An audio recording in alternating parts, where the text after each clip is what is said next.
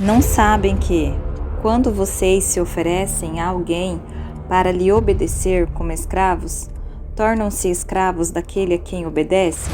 Escravos do pecado, leva à morte.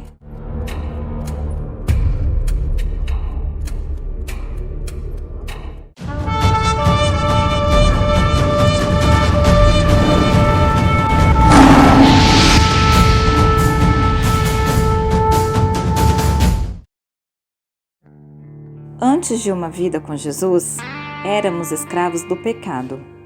A maldade era nossa prisão. Vivíamos afastados de Deus e o nosso destino era a condenação.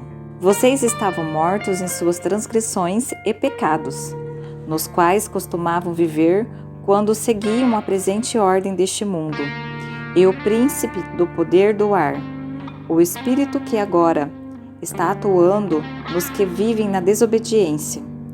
Anteriormente, todos nós também vivíamos entre eles, satisfazendo as vontades da nossa carne, seguindo os seus desejos e pensamentos.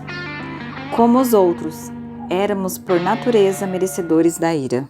Houve um tempo em que nós também éramos insensatos e desobedientes.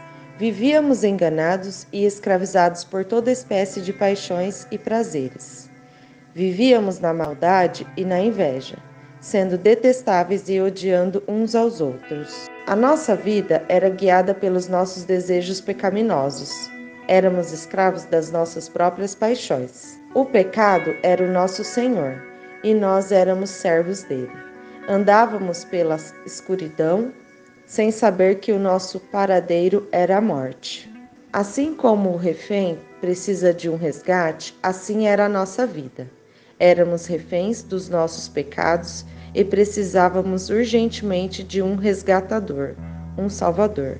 Mesmo não sendo dignos, Deus deixou uma promessa, que Ele nos libertaria da escravidão do pecado. A nossa história começou com condenação, mas terminou em rompimento, pois Deus prometeu romper o poder do pecado e da morte. Agora vou quebrar o jugo do seu pescoço e arrancar as suas algemas. Deus sempre afirmou punir os que fazem o mal, mas prometeu a redenção e libertação para os que chegassem ao arrependimento. Ele abrirá os olhos dos cegos, libertará da prisão os cativos e livrará do calabouço os que habitam na escuridão. Naquele dia, declara o Senhor dos Exércitos, quebrei o jugo que está sobre o pescoço deles e arrebentarei as suas correntes, não mais serão escravizados.